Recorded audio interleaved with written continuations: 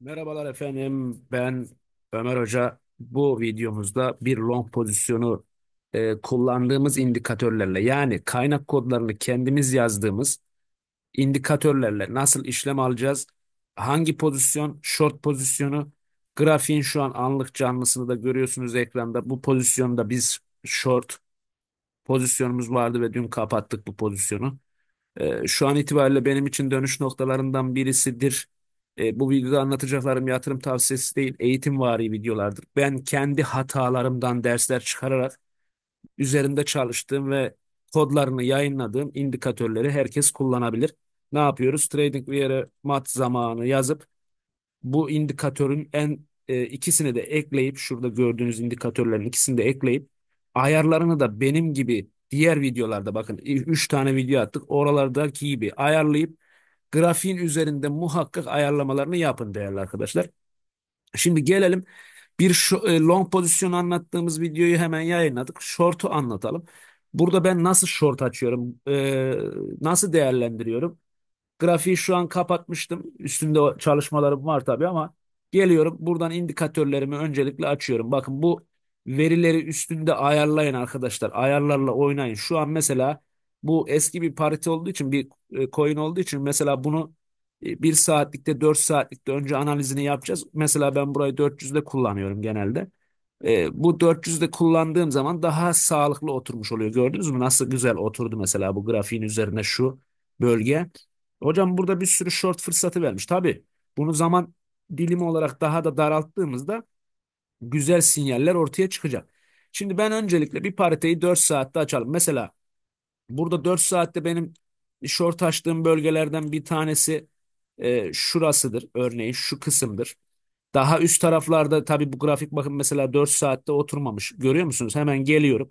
Bakın birkaç ayarını göstereyim böyle tabii standart kullanmayın. Örneğin 300'e çekeyim ben bunu. Grafiğime biraz daha otursun sinyaller. Ha bak mesela çok muazzam oturdu gördünüz mü? Gelip de buraya bir ayrıyeten kanal çizmenize gerek yok. Şimdi değerli arkadaşlar short pozisyonunu nasıl açıyorum? Hocam işte bak buraya gelmiş short sinyali yakmış hemen burada gireyim mi? Bazen en büyük hatalardan birisi ben de geçmişte çok yaptım. Mesela bu grafik düşmüş buraya bu bir tane indikatör ekliyorum burada short yaktı diye hemen short açıyordum. İşte onu yaptığımız zaman burada insanı bir tokatlıyorlar şu kısımda. Ondan sonra hadi geçmiş olsun bir de yüksek kaldıraç açıyorsanız açgözlülük yapıyorsak muhakkak kaybediyoruz değerli arkadaşlar.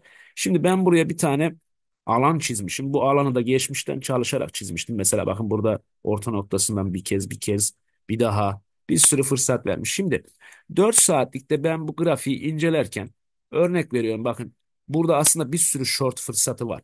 Mesela şurada var bakın burada var bak nasıl var hocam?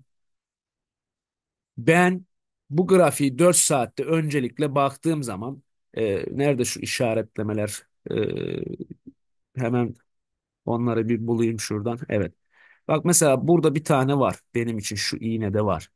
İşte başka nerede var hocam? Bir tane tabii bunu kafamıza göre almıyoruz. Bir tane burada var. Bakın şu kısımda var. Bunları anlatacağım. İlerleyen zamanlarda biz çok konuşacağız. Lütfen destek olun arkadaşlar. Bakın bu kanalı yeni açtım. E, Biraz fikir alışverişi yapalım. Birlikte gidelim. Hepimizin bir şeyler kazanmaya ihtiyacı var. Güzel videolar anlatacağım. Mesela bazı noktalar işaretledim. Fakat 4 saatte ben bu grafiği izliyorum. Farz edin ki ben şuradayım. Ben şunu düşünürüm. Ya burada bir hemen işte çok yükseldi short açalım mı falan kafası oluyordu eskiden. Ya bir grafik çok abi gidebilir %100, %50, %60. Nereden bileceksin? Nasıl dayanacaksın o kadar kaldıraç üzerinde? O yüzden şuradan bir çizgi çekiyorum. Mesela niye bu çizgiyi çektim? İşte çalışırken 4 saatte bakarken bunun burayı kırdığını görüyorum. Bakın mesela farz edin ki şu mum yaşanmıştı. Şu mum diyelim ki buradaki düşüş mumu şurayı kırdığı için söylüyorum. Evet bu benim için güzel bir sinyal.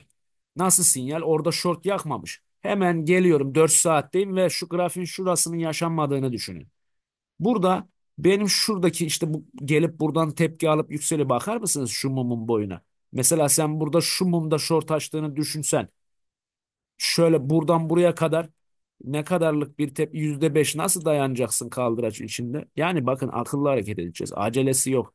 Kaçmasın, sisteme uyun. Kaçtı diye üzülme, bak burada patlatıyorlar sonra düşüyor.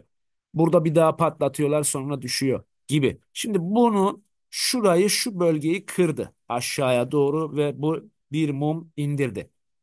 Ne yapıyoruz? Hemen iniyoruz.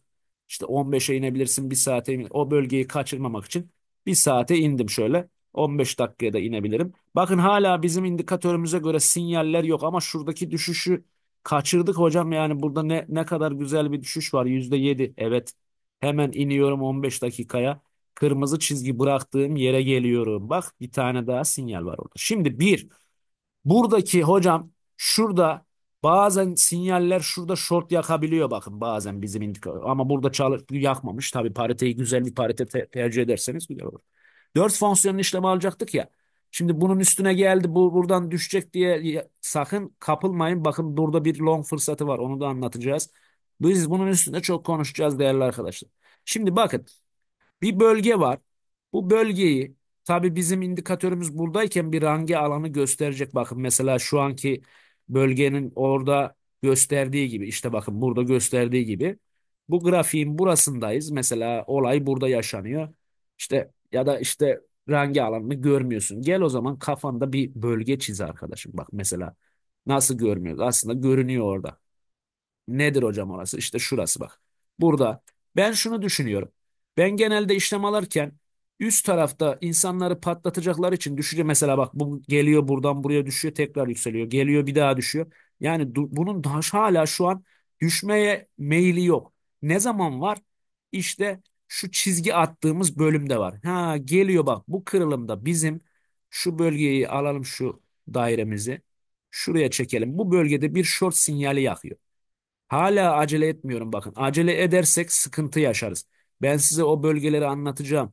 İnsanları nasıl stop edip de düşürüyorlar. Mesela burada bir bölge gelmiş, short yapmış. Hala benim için bu short yaksa ama hazırlıklı oluyorum. Bakın burada izlemeye alıyorum. 15 dakikalık mumlarda izleme yapmak zorundayız. Şimdi geliyor, benim için şu bir trend de oluşturuyor aynı zamanda. Bunu ortalamalardan yazdırdım bu arada indikatörü. Bunu ayarlayamamışız. Bak mesela tam ayarlarsak şuraya oturduğunu da göreceğiz. Mesela hemen ayarına gelelim. 300'ü biraz çekelim.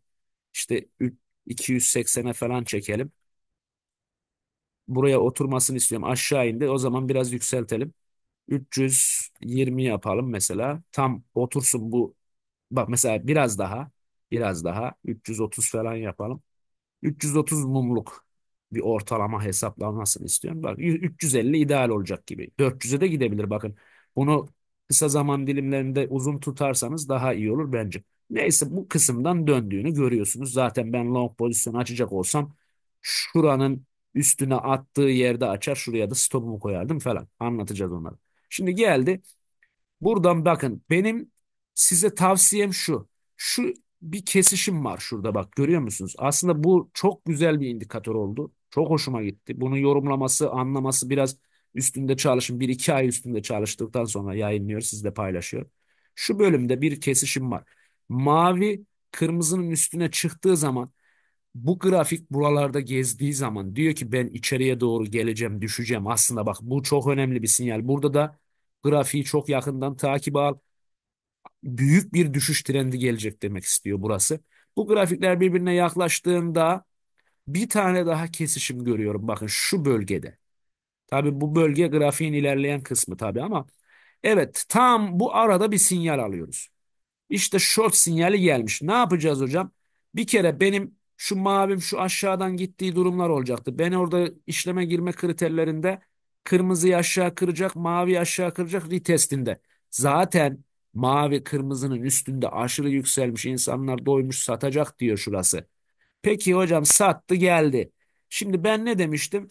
İşleme gireceğiz ama alacağımız yer çok önemli. Alırken kazanırsınız. Bakın. Şimdi şurada short'u açan bir insan şurada açtı short'u diyelim. Kırıldı ya. Şurayı retest kabul etti, açtı. Stop'unu da hemen bunun üstüne koydu. Bakın. Buradaki yüzdeye bakar mısınız? Şurada %1'lik bir stop koyan adamı patlatıyorlar. Hatta bak ne kadarlıkta? 1,5'a kadar gidiyor mesela. Ne yapacağız hocam? Ben bu grafiğin düştükten sonraki yapısında mesela şurada bile short açan bir sürü acemi arkadaşımız var. Sebebi ne? Burada yedirir mi adam? Düşürecek bu grafiği ama sen burada biraz izlemeyi alacaksın. Biraz takip edeceksin. Takılıyor mu bu noktalarda? Ama bakın en önemli şeyi anlatayım. Bu düşüşteki şu yüksek mum var ya, şu yüksek mum. Burada bakın bize yüzde olarak yüksek bir mum lazım. O düşüşün belini kıran. Bakın %1,5'luk bir mum var burada. Yüksek bir mum bulacağız.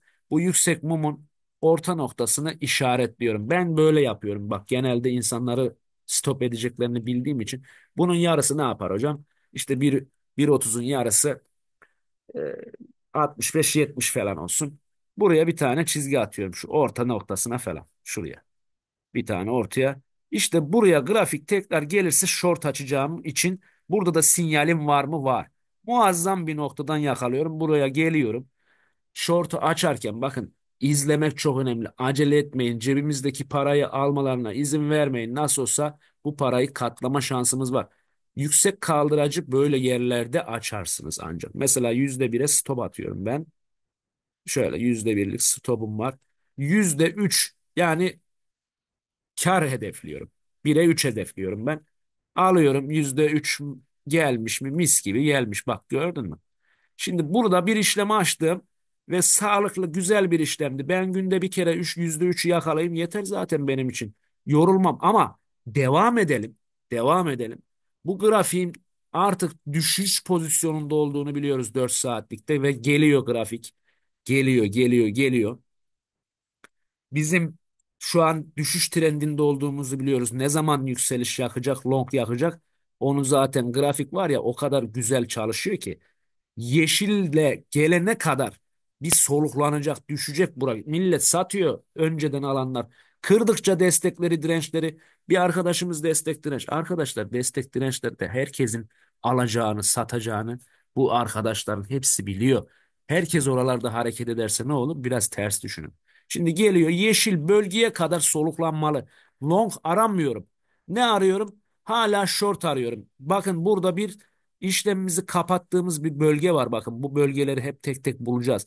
Şimdi geliyor buradan bir tepki alıyor. Bak tepki alıp düştüğü yerleri kapatırsam 4 saatte çok net göreceksiniz. Bak şurada bir yukarı hareket yapıp mesela burada mesela short açanları öldürüp aşağı doğru gidiyor.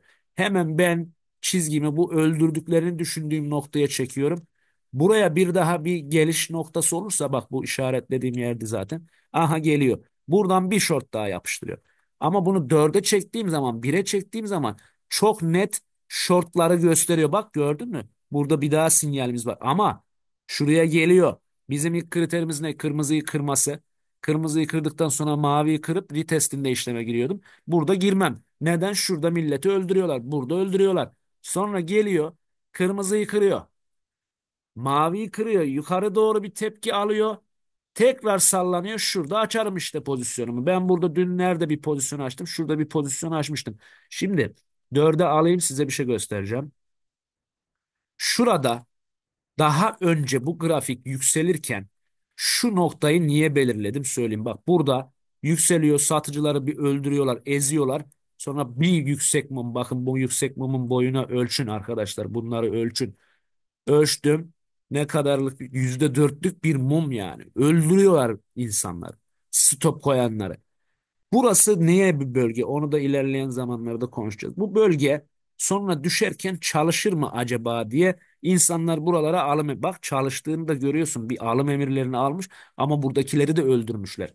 Düşüş trendi benim için ne zaman biter? Kırmızının üstüne atar.